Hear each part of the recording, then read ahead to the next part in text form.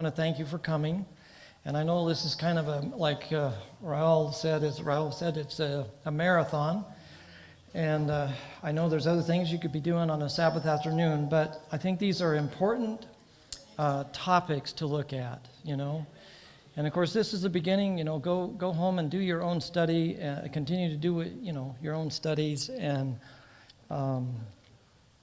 this is not the message in its entirety that needs to go to the world, but it's more of an in-house message to say, hey, let's take a look at our history. What can we learn from that? And how can this help us prepare for the days ahead? And also, in some ways, it's encouraging to us because we see God's mercy. But it also helps us that when we see troubles in our church, let's not get discouraged. Let's realize that we have an active foe that's constantly bringing in trouble, And so we don't need to be discouraged. God is still in charge, and we can trust that he will lead us through. The important thing is, Lord, where am I?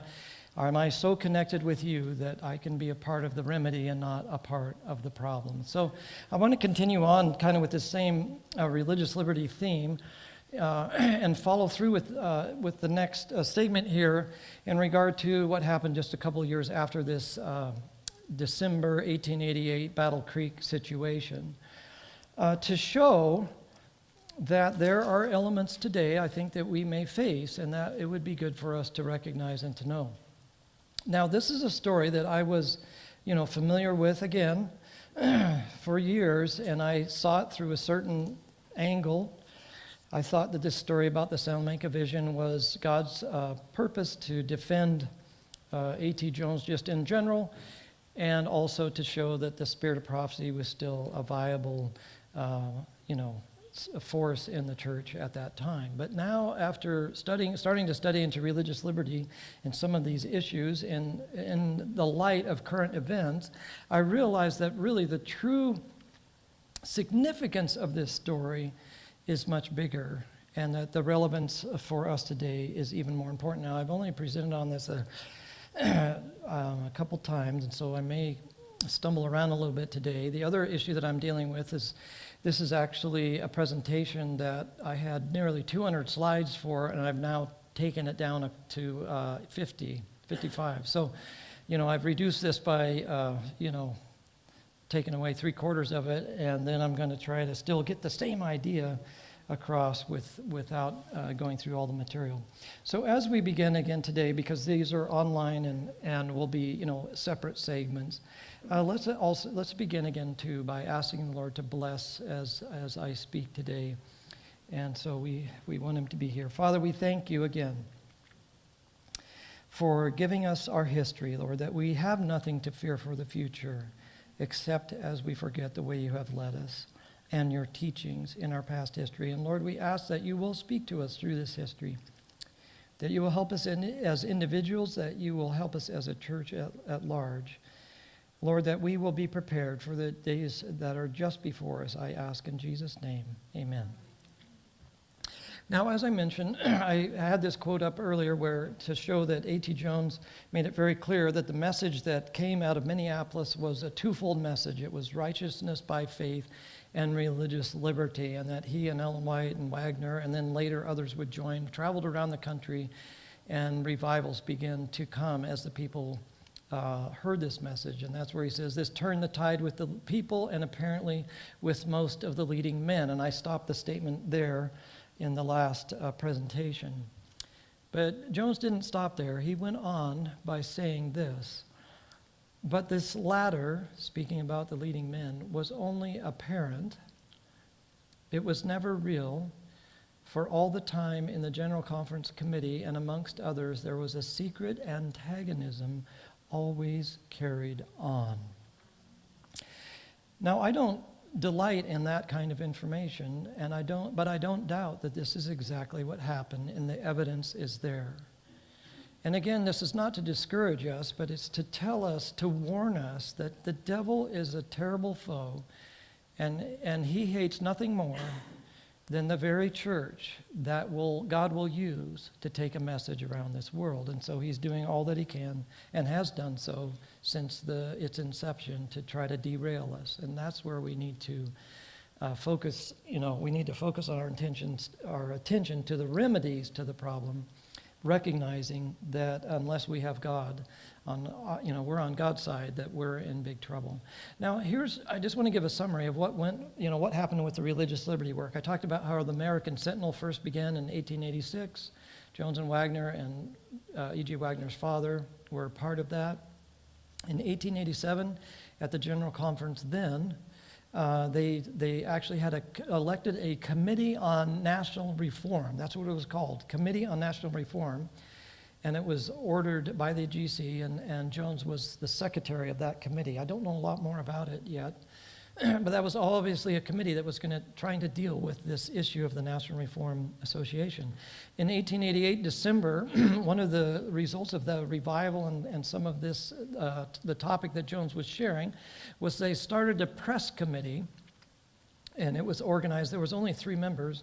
And part of that goal was to produce civil and religious liberty articles for the public press. So they were actually producing material, perhaps because they saw what happened with Jones's sermons. And so they began to publish material that they could go and give to newspapers that would be published in the local press. They also had what they called a signature drive, where a lot of people, even those who had never colported before, would take material on religious liberty and go to their neighbors and just say, here is some material about stuff that's going on in our country right now, and we would like you to read through that and sign the petition.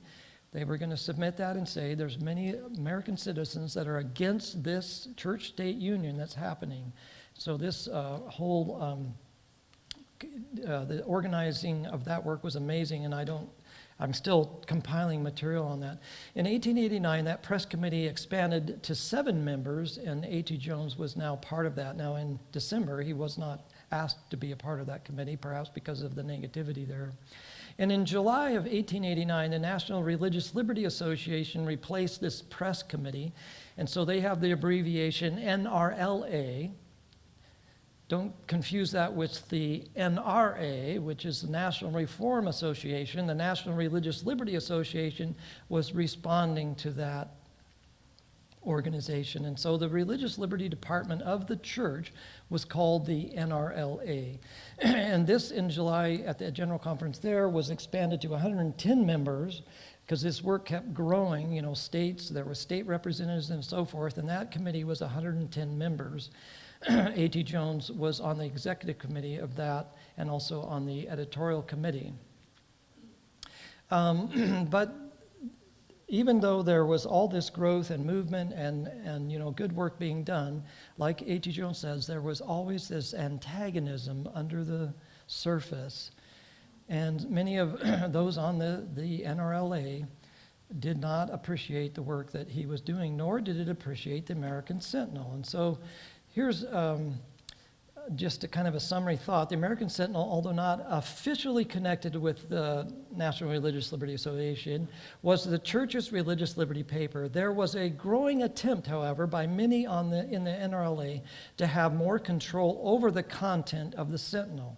So you remember that the American Sentinel was published on the West Coast by the Signs of the Times, or Pacific Press, more accurately. And so the NRLA, which is at the heart of the work in Battle Creek, wanted control of the American Sentinel because they didn't like what was being published in there. Well, November 3, and remember this date, this is significant. November 3, 1890, the second annual meeting of the NRLA took place there in Battle Creek. So representatives from, all these representatives from the Religious Liberty Association came together to talk about the prior year and where they were headed in the future. However, this second annual session convened in the Tabernacle at 5 p.m. that evening, November 3. President Eldridge was the chair, and only 26 committee members were there, not including A.T. Jones, who was not there. And there is a reason, which we will see. And they listened as W.H. McKee reported on the labor of the NRLA the past year. So this is a meeting called where only a quarter of the members are actually present. and decisions are made for the following year. And you can read through the report of what took place there in the review, and it highlights things. And you don't have to read between the lines too much to realize that some of this antagonism is taking place. A.T. Jones was not reelected to the executive committee. He was still on the editorial committee, but a new resolution was passed that the editorial committee didn't have control over what went into the paper. It was the executive committee who would decide what the NRLA would publish. So there was a shift. There was finagling going on even at this November 3, 1890 meeting. Now, to get a better idea, Life Sketches gives a summary of what some of the issues were going with the NRLA. And so I just wanted to kind of summarize what was going on still in 1890. Among those working in the cause of religious liberty, there had arisen serious differences of opinion regarding the best way to conduct that rapidly developing work. For several years, the American Sentinel and the ministers of the denomination had treated the question of religious liberty as a vital part of the third angel's message, right? We talk about religious liberty. It's in the context of the three angels' messages, our end-time event, the prophecies, and that's how it should be presented. But during the year 1890, the leading speakers of the NRLA had found an open door to present the principles of religious liberty that they were advocating and their protest against religious legislation before large audiences of secular and non-Christian people. And it appeared to them that it would be a wise plan to improve these opportunities, and also that it would be consistent to let these principles stand out very clearly, unassociated with the teachings of scriptures regarding the sacredness of the Sabbath and the nearness of the second advent of Christ.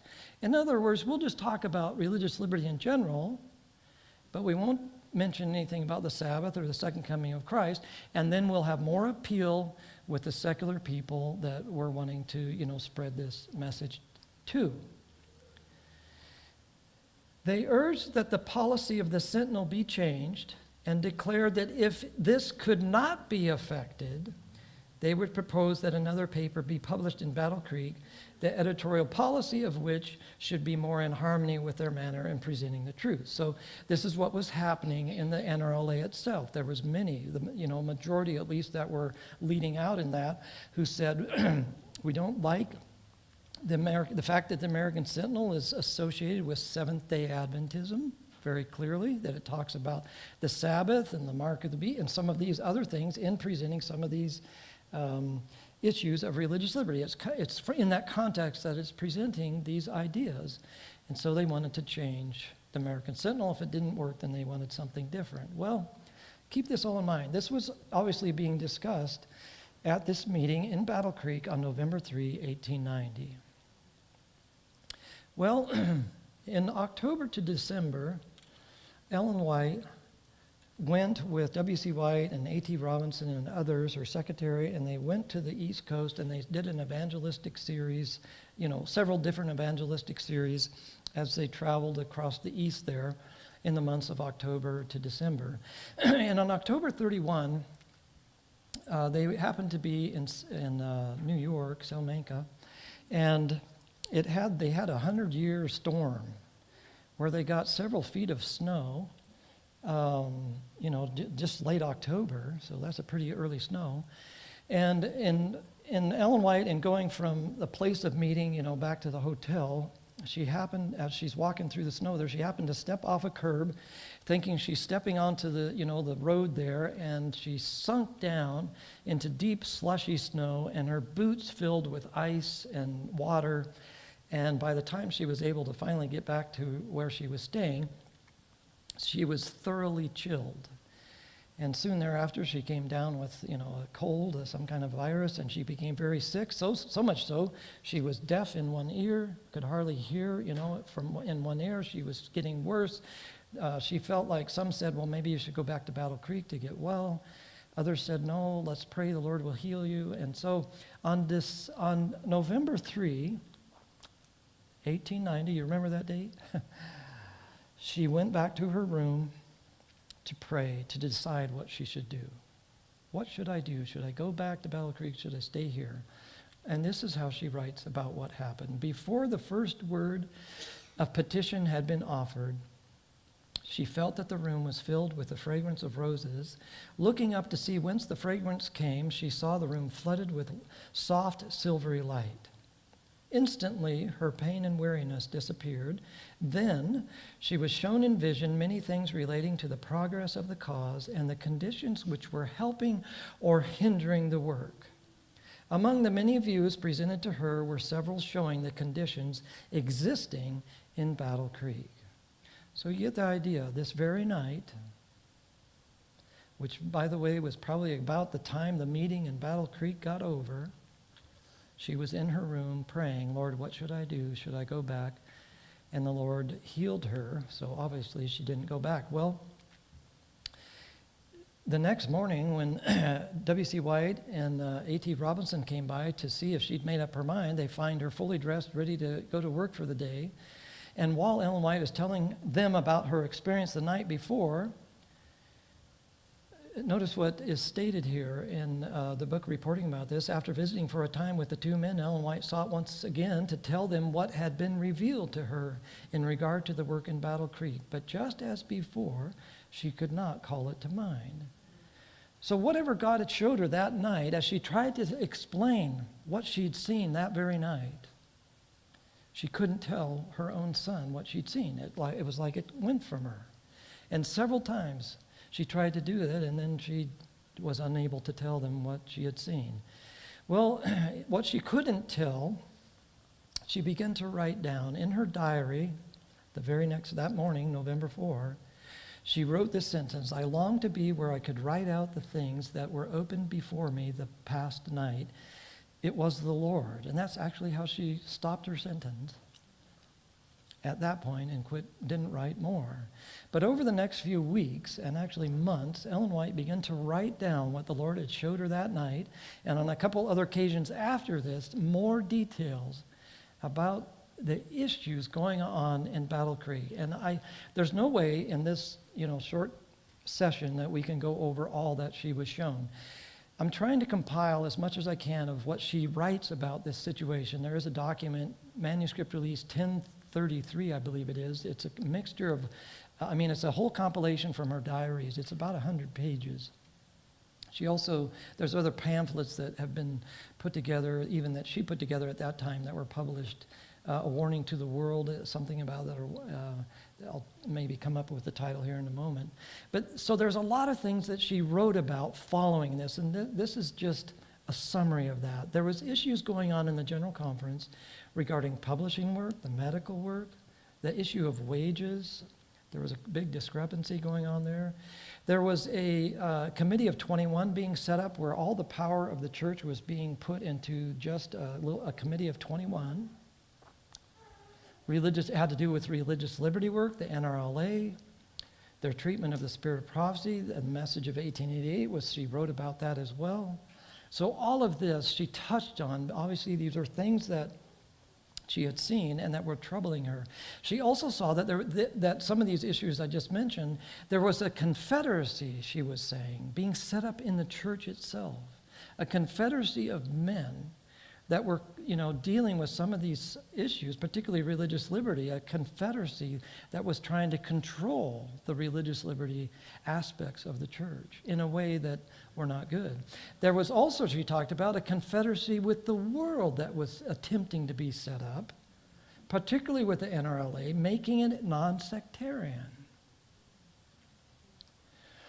And they were also seeking to bring the American Sentinel under the NRLA's control. She saw that in the dream. Ellen White was also pointed as she's writing this out. She wrote that she had been pointed specifically to Israel, asking for a king. And she also wrote about the fact that her mind was taken to the story of Elijah and King Ahab and the showdown over Baal worship, and that it was applied to Adventism in that very time. Ellen White stated for the first time in this setting that the General Conference was no longer the voice of God because of this confederacy that was being set up.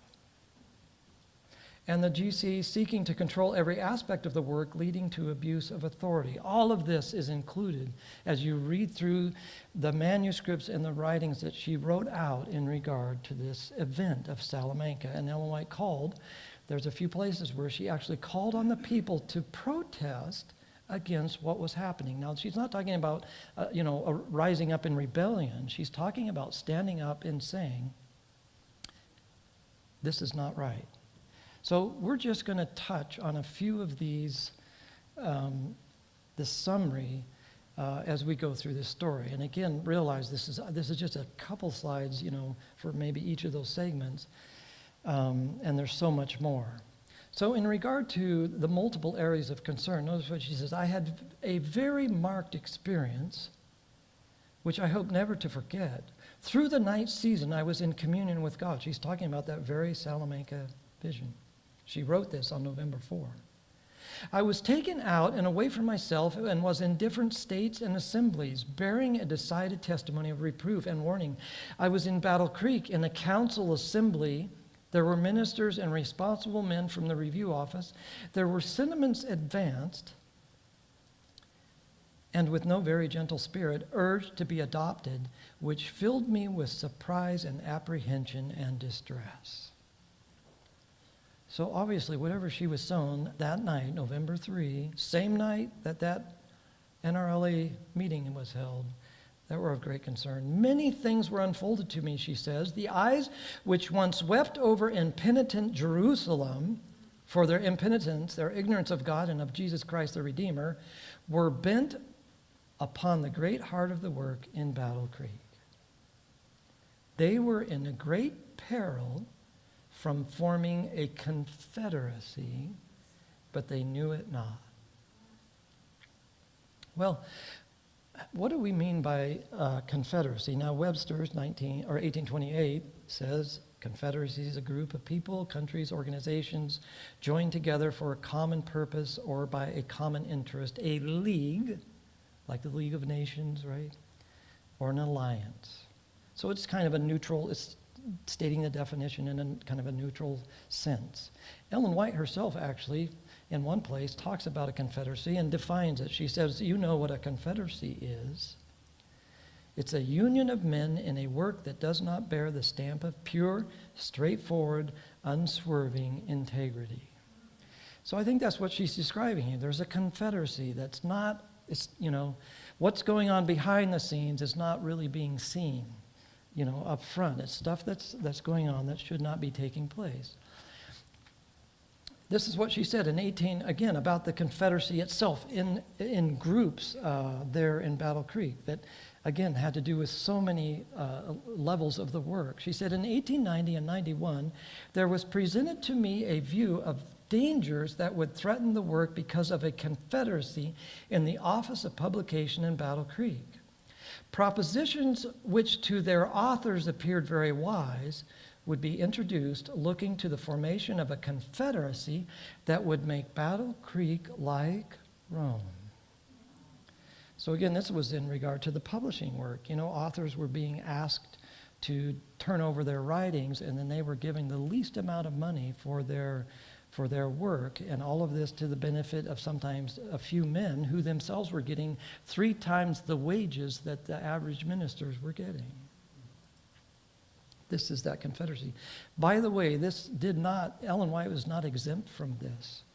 After Minneapolis, there was such doubt in her that the 1888 version of the Great Controversy had been printed, but it was sitting on pallets in the basement of the Review, and colporteurs were being encouraged to sell other books for a greater profit than the Great Controversy. And on this very trip, Ellen White, while she's traveling and doing an evangelistic series, wrote back to the General Conference and said she needed to draw some more money, and all her money is tied up in her books, right? And they wrote her back and said, sorry, Ellen White, you're too much in debt. $7,000 in debt. Most of that money is tied up in the cost of publishing a book that they're no longer selling with with great interest like they had before. She says they humbled me in the dust on this trip to New York. This confederacy, part of that confederacy was taking place. Well, what about the idea of this confederacy with the world? Again, from the same manuscripts, Ellen White writes about this confederacy, what she was shown, November 3 and following. There should be no confederacy formed with unbelievers, she said. We are to bear a clear-cut message to the world. We are not to heed the counsels to follow the plans which will be suggested to make less prominent the special truths which are of vital interest, which have separated us out from the world and made us what we are. The agencies that are employed in any department, that means any of our departments of work, to transform the world must not form a confederacy with the world. It doesn't matter what area, what department of the work she was talking about in the church itself. None of those departments should be forming a confederacy with the world. To do what they should or should not do, we must obey the orders from above. Any suggestions made by those who receive not the truth, who know not what the work of God is doing for this time, weaken the power of the work. They drop Christ out of their councils, and they accept the counsel of the gods of Ekron. So whatever the department of the work of the church, we need to balance this, because obviously there were times, she said even in the sanitarium work there, when patients came, you weren't supposed to, publicly proclaim to them, some of the unique Adventist teachings, that you would have general, Bible or prayer meeting times where patients could come. But if they had interest in that, they could come to the church and, hear, full Adventist message. So obviously Ellen White's very balanced in this.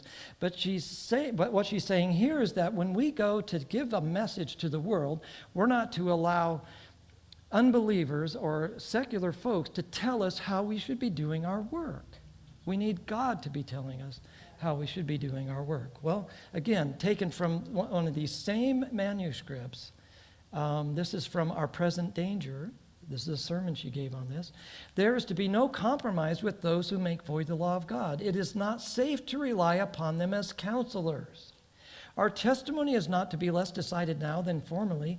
Our real position is not to be cloaked in order to please the world's great men.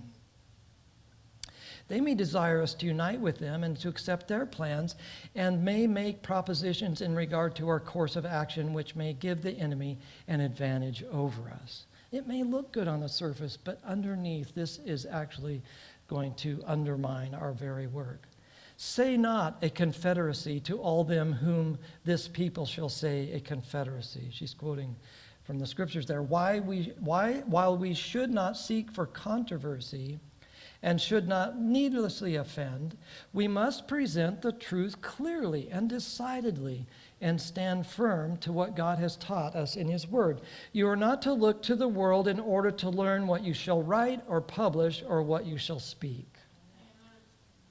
And this is exactly, by the way, what was happening with the American Sentinel. The American Sentinel was being influenced by those who said, if you'll let us, we'll be happy to join you, but here's what you have to do and for us to join in with you. This is, again, talking specifically about the American Sentinel in one of these manuscripts that she wrote following her dream from on November 3 and following. The people of the world will try to induce us to soften our message, to suppress one of its more distinctive features. They say, why do you in your teaching make the seventh-day Sabbath so prominent? This seems to be always thrust before us. We should harmonize with you if you would not say so much on this point.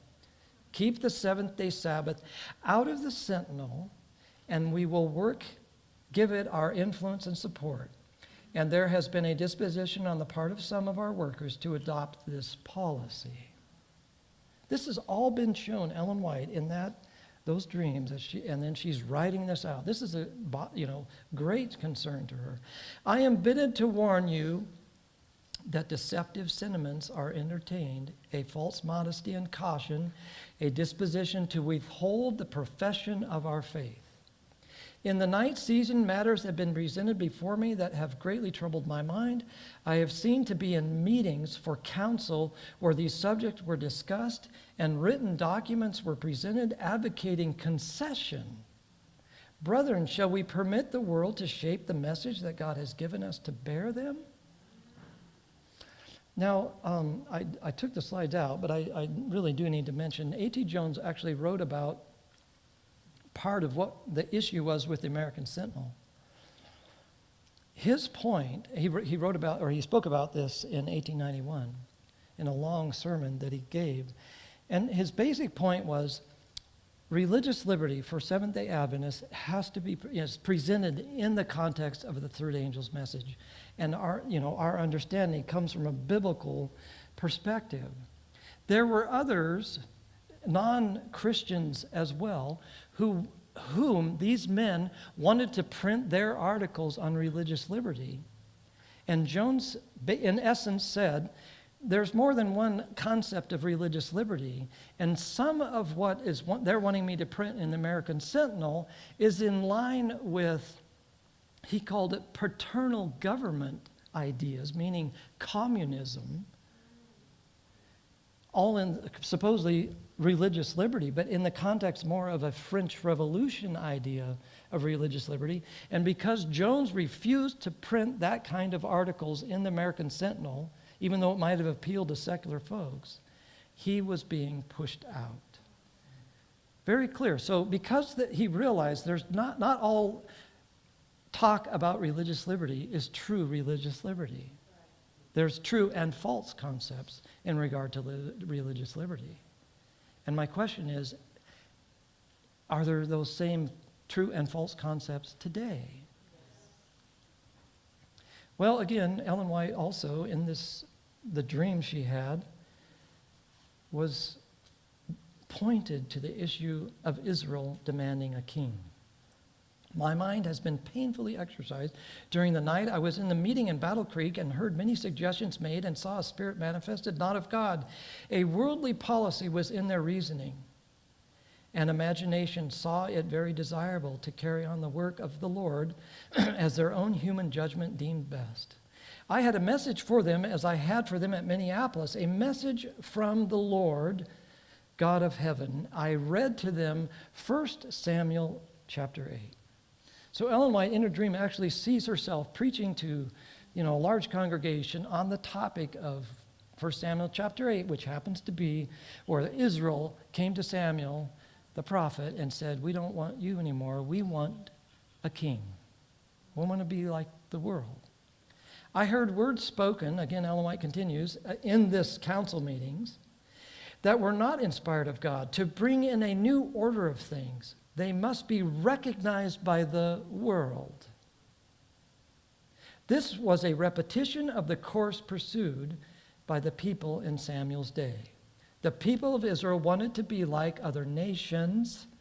The Office of Publications, which also involves this whole National Religious Liberty Association, is leading in the same lines. So here she's being shown that at the heart of the work, there's this disposition to want to be like the world, to invite the world to participate in our work or to participate in the world's work as if we're together, and that it would diminish our message. And she said much more about this issue. In fact, interestingly enough, she preached a sermon at the 1891 General Conference where she preached on 1 Samuel chapter 8. And that whole sermon, as well as all she wrote about it, is worth reading. She also, like I said, talked about the issue with Baal and Elijah in these articles where she's talking about all these things happening in Battle Creek. Elijah meets his mortal enemy, the king, the despot ruler, an apostate from true religion. Does Elijah excuse himself? Does he resort to flattery? No. Elijah is a man who proclaims the truth. He must hold up before them their defection, that they may humble themselves before God, and he may turn away his fierce anger from them. The answer came from Elijah, I have not troubled Israel, but thou and thy father's house have followed Balaam. This, very next sentence, this is the course men will take who are now in office. She's not talking about politics. She's talking about in leadership positions at the heart of the work in Battle Creek. Now, I wouldn't dare stand up here today and suggest, Baal worship in the Adventist church. But Ellen White was addressing this then, and what she saw going on, she identified as the same issue as Baal worship. The world today is full of flatterers and dissemblers, but God forbid that those who claim to be guardians of sacred trust shall betray sacred interests through the instigations, suggestions, and devices of Satan. I have a warning to give to this body at the General Conference. Assembled in this house in the General Conference, there is danger of our institutions creating plans and ways and means that mean not success, but defeat. In other words, as you're seeking to form a confederacy, it's not going to bring more success in the work of the church. It's actually going to take us away from our duties. Infidelity has had a large place among us. It is the fashion to depart from Christ, to forsake the Lord, and accept skepticism. We will not have this man to reign over us. She's quoting from Luke 19. Baal will be the purpose, the faith, the religion of a sorrowful number among us because they choose their own way instead of the ways of God. Now, the first time I read this, this is really? But as I've gone through and looked at many other statements about Baal worship, I realized that our definition of Baal worship, is more kind of a primitive idea, that it's just bowing down to some, idol of some sort. That's Baal worship. But many places, I'll just share one, even the Great Controversy, talks about modern Baal worship. And notice what it says here. Though in a different form, idolatry exists in the Christian world today as verily as it existed among ancient Israel in the days of Elijah. The God of many professedly wise men, of philosophers, poets, politicians, journalists, the God of polished fashionable circles, of many colleges and universities, even of some theological institutions, is little better than Baal, the sun god of Phoenicia. So we don't have to be bowing down to an idol. If we're worshiping some man-made ideas or man-made organizations and thinking that this is going to lead us to more success, we are in essence Baal worshiping. And this is what Ellen White was being shown as she's having this dream, November 3, and following and writing out these things, these great concerns she has for the work there in Battle Creek. Well, 4 months later,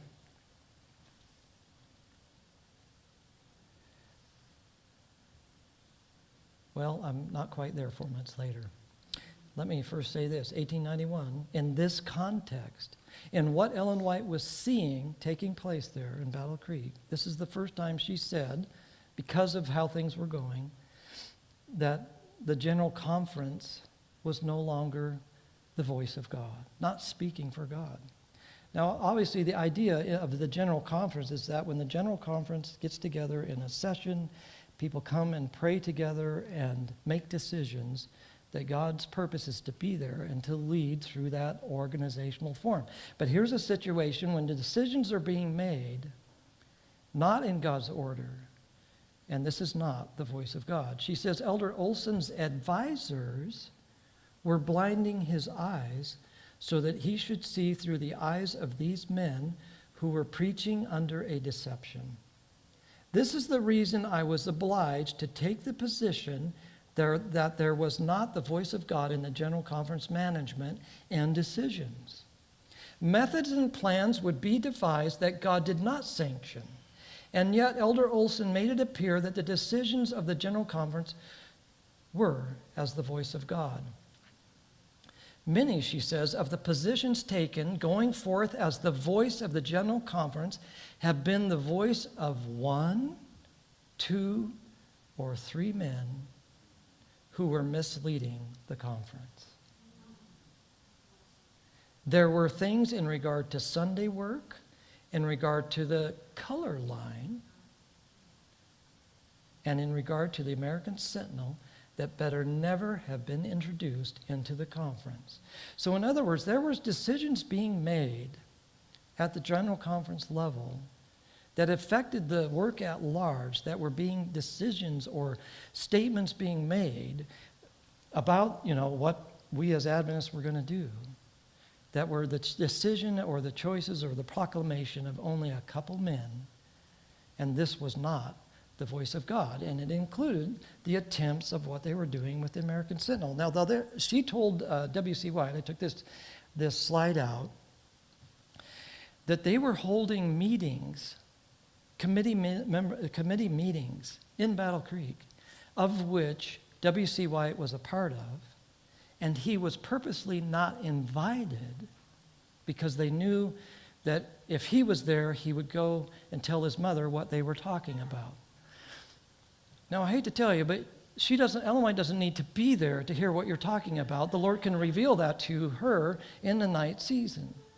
But this is what was going on in Battle Creek. Well, 4 months passed from November 3, and the General Conference met there in Battle Creek again from March 5 to 24, 1891. This is 4 months later.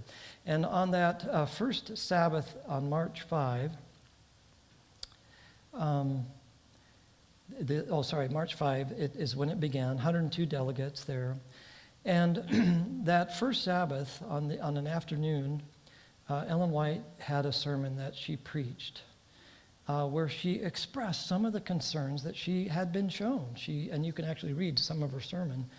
And this is what happened. While she's in the middle of her sermon, she said, I want to share with you what the Lord showed me in dream. And just like what had happened when she tried to tell her son and A.T. Robinson 4 months before, it's like it went from her mind. Everyone had noticed that she was unable to call the vision to mind. It happened 3 times. And finally she just said, well, of this I will have more to say later. Now this was on the evening of March 7, the first Sabbath. And the next morning there was going to be the ministers' meeting, 5:30. They met every morning. And O.A. Olson asked Ellen White, are you going to be there in the morning? And Ellen White said no. She was not going to be there, and that Olson could lead out in the meetings or Prescott. And so she didn't intend to come to that meeting, and she went to her room where she stayed. Well, later after sundown that evening, in the Review and Herald building, I believe it was in the chapel area there, about 30 to 40 members from the NRLA had a secret meeting in the office there. And this wasn't, widely publicized, but they called the folks they wanted to be there because they wanted to make a decision on what they were going to do with the American Sentinel. And at some point, the meeting was opened and conducted by Dan Jones, General Conference Secretary, or Vice President, and also Vice President of the NRLA. He stated in a very strong way that the association could not continue to use the American Sentinel as its magazine or organ unless it would modify its attitude towards some of what was termed the more objectionable features of our denominational views. So right off the bat, it was very clear that the NRA men there were going to either make sure the Sentinel changed or they were going to cut it. And at some point, someone got up, went over to the door and locked the door and said, we're not leaving this room until a decision is made. Well, A.T. Jones responded, stating that as long as he had anything to do with the editorship of the paper, there would be no changes as suggested. The meeting assumed the form of a very warm discussion between those who took opposite sides. Now, Jones was outnumbered. There was only a couple of other people with him there, that supported what the Sentinel was doing, and the majority there, primarily from Battle Creek, were saying, no, we're going to make a change, whether you like it or not. Because we want to join, we want the American Sentinel to be non-sectarian, and we want other non-Christians even to join and to be a part of this religious liberty work, because it will be much bigger and much better, and we will have more influence in the world. Well, It went on back and forth. At one point, A.F. Ballinger stood up. I wish I would have brought it. He held up the most recent edition of the American Sentinel. On the front page was an article by A.T. Jones on the Sabbath. And A.F. Ballinger said, unless you take that out, we're not going to keep printing or using. The Religious Liberty Department will no longer use American Sentinel as our magazine. We'll make another one. Well, finally, a little before 3 o'clock, early Sunday morning, a vote was taken. The majority voted to drop the Sentinel and start another paper as the organ of the Religious Liberty Association. The door was now unlocked, and the men went off to their rooms to sleep, having only a few hours before the 5:30 meeting. Now, I have often wondered, what did A.T. Jones do and the others, that were saying, no, we can't do this? I can't imagine that he went back to his room and slept with only, 2.5 hours. Just a couple of weeks ago, I ran across a letter from Ellen White, 1906, where she's talking about this event. She makes the statement that the brethren prayed that she would come to Battle Creek. Do something. Say something. Help. Well, Ellen White did get involved. She knew nothing about this meeting. Do you want to guess what time an angel woke her up?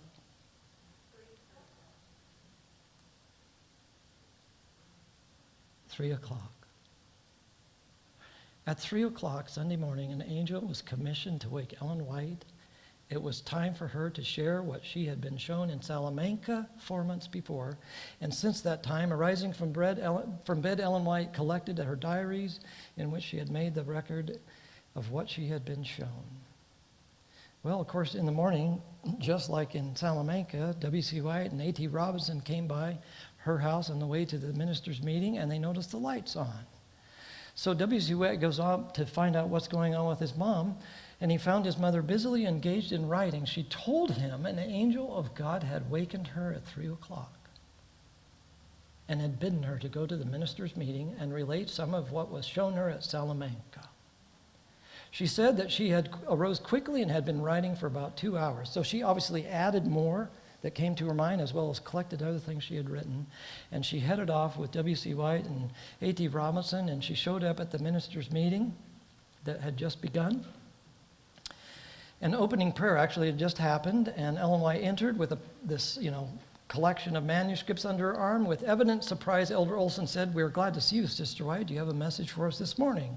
"Indeed I have," was her reply, and she stepped to the front. Then she began where she had left off the day before, Sabbath, when she tried to tell what she'd seen. She told the brethren how she had been awakened that very morning and urged to share what she'd been shown while in Salamanca, November, 4 months before.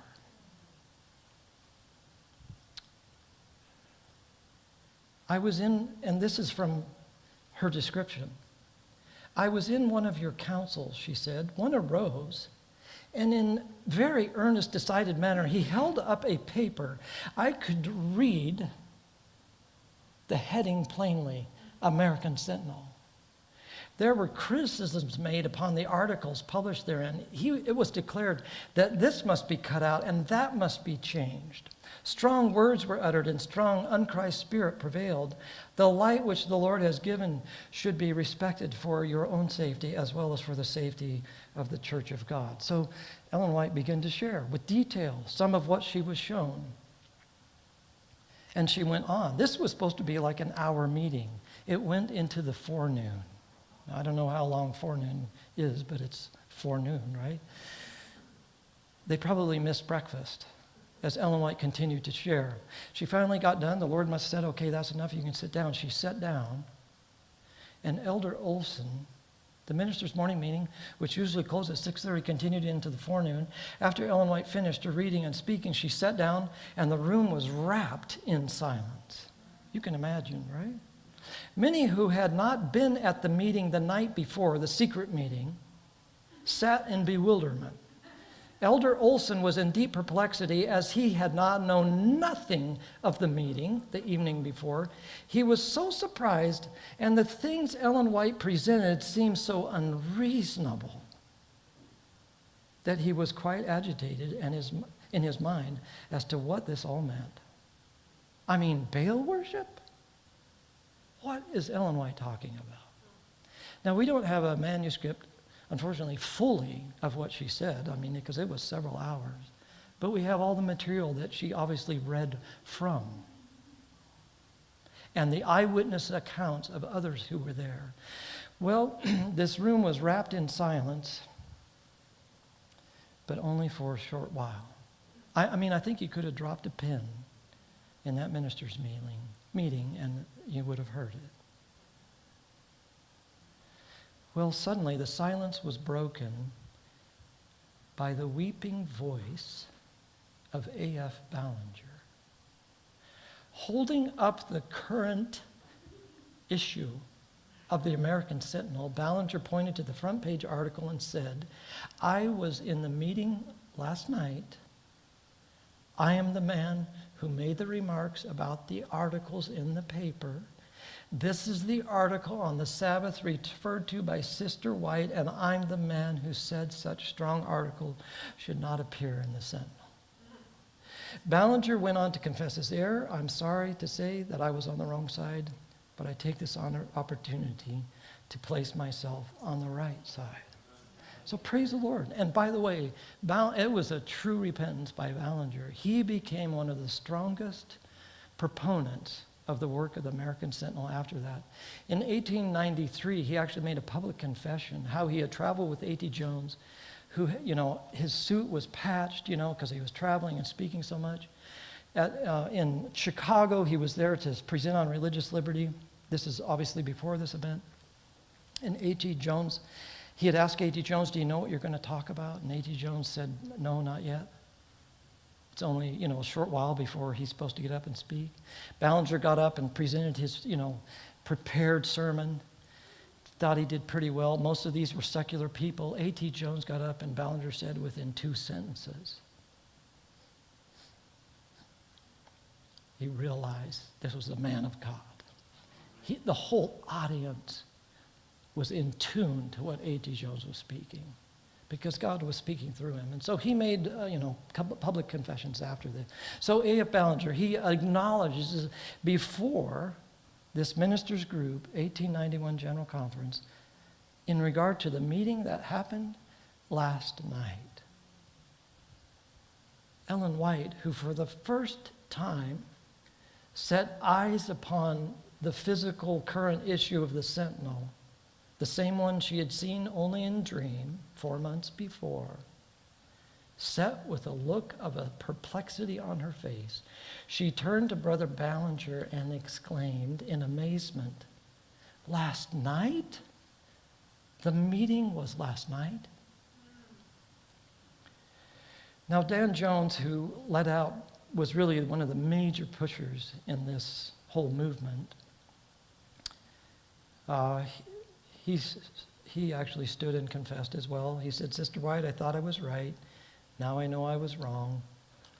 And then notice how this is in quote. This is all from eyewitness accounts. A.T. Jones, who had watched as the Sentinel suffered apparent defeat, answered in his well-known voice with humility and self-forgetfulness, "You are right now, anyhow." I don't think I would have been that quick to say something so positive to somebody that had just traumatized me half the night in trying to cancel the American Sentinel. But for all the bad, that is said about A.T. Jones, and yes, he was a fallible man, not everything that was said then, obviously, and still repeated today is true. He was doing the work of God for religious liberty. Well, unfortunately, Dan Jones was unchanged in his mind, and Ellen White actually later told O.A. Olson he needs to be removed as the General Conference Secretary, and he was, because he did not believe in the spirit of prophecy, and he was actively working against what God was, pointing out as should not be done in our church. Well, because of the train of events that led up to the morning meeting, Ellen White stated later that the excuse could not possibly be used that someone told her. No one had had an opportunity to see me or speak with me between the evening meeting and the morning meeting that I had attended. This was the biggest proof to all those gathered there at the General Conference that God is still speaking through his appointed, agent, Ellen White. What he showed her 4 months before happened that very night before when she finally revealed it. But unfortunately, what should have demonstrated to them that we should listen, God is speaking to us, didn't change many hearts. 2 weeks later, they voted to send her to Australia.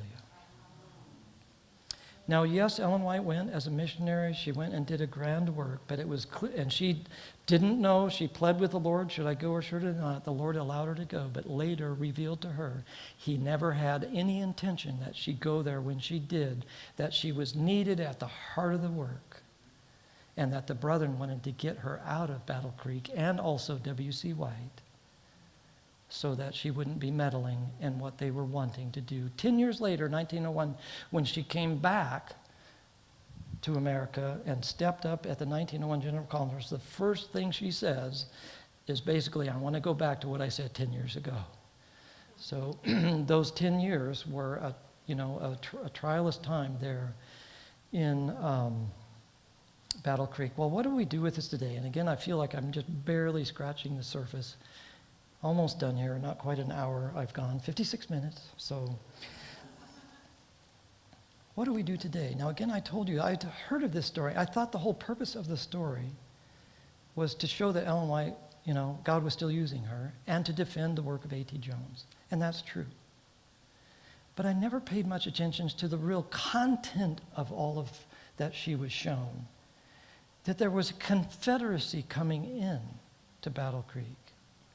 That there was a confederacy within church leadership that was leading them to abuse authority, and that there was a confederacy being set up, attempted to be set up with the world, specifically or primarily in regard to the religious liberty work. And so just to finish, I'm just going to summarize. I have not finished all that, it goes along this, and I'm sorry this is such small print. But in 1893, the NRLA became the IRLA, the International Religious Liberty Association, because it was bigger than just America that needed to hear about religious liberty. So the church's religious liberty department became the IRLA. In 1904, the American Sentinel ended its publication because of low subscription rates. By that time, A.T. Jones was no longer involved with it. Doesn't mean there were still religious liberty issues. 1906, Ellen White wrote to people at the General Conference concerning the canceling of the American Sentinel, because there was issues even then still going on in government or going on in the nation in regard to religious liberty, and we needed a magazine still to be defending the religious rights of not only Seventh-day Adventists but of the American people. So, and I'm glad they heard what she said, and in 1906, Liberty magazine began to be published. Only a few months after Ellen White wrote a very pleading letter of, we still need a religious liberty magazine. So they started up again, and instead of calling it American Sentinel, they called it Liberty magazine. In 1920, World War I, there was a League of Nations was formed to bring about peace. And, this is understandable. All these nations had been fighting, and all the death that happened during that First World War. And so the idea of worldly leaders was, let's get together and form a League of Nations to bring about peace. And I don't have to ask you how successful that was, because less than, about a decade or so later, you already had the rise of the Nazis in Germany, and Second World War followed not, too long after that. And in 1945, the United Nations organized, again, people sick of war, but again, this is man's attempt to solve a problem that man cannot solve. The only peace that will ever come in this world is the peace that Christ can bring now, And when he comes and this world is wiped out from this rebellion, between 1943 and 1946, many Adventist articles in the Review were written about the UN, and many of them said this United Nations, as good as it is actually an entity that will be part of the final movements of Revelation chapter 13 and 14. That's how Seventh-day Adventists were addressing it in that day. In 1946, at the General Conference, the International Religious Liberty Association voted to invite non-SDAs, including secular folks, even non-believers, to join the association to seek wider popularity. It's interesting to me that I think it was F.M. Wilcox or W.C. Wilcox, can't remember which one, a couple days after this vote, he told the story of the Salamanca vision in a worship talk. And I wonder if the reason he told it was because he saw that we were repeating what had been attempted many years before. In 1964, Liberty Magazine was no longer the magazine of the IRLA. They wanted their own magazine. In the 1980s, the IRLA, the religious liberty work of the Adventist Church, became officially non-sectarian. In 1998, the IRLA began to produce its non-sectarian feed, I don't even know how to pronounce it, it's Latin, Faith and Liberty. And the first edition of that magazine, which is, more of a book, was a tribute to the United Nations. Not 2003, the IRLA became an NGO with consultative status to the UN Economic and Social Council.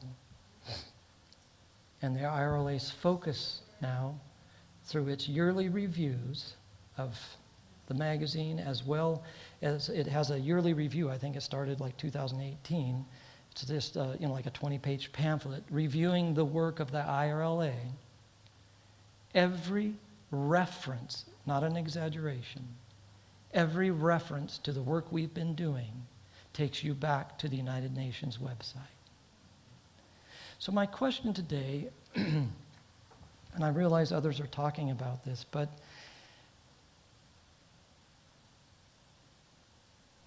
we have a history that should direct us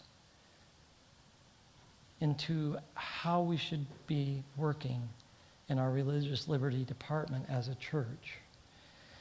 And I'm afraid that we have repeated history because we've forgotten history. Now, I realize I'm speaking to a church here in Florida. I don't know what we should do other than the fact that we should study our history. We should pray, because only the Lord can help us.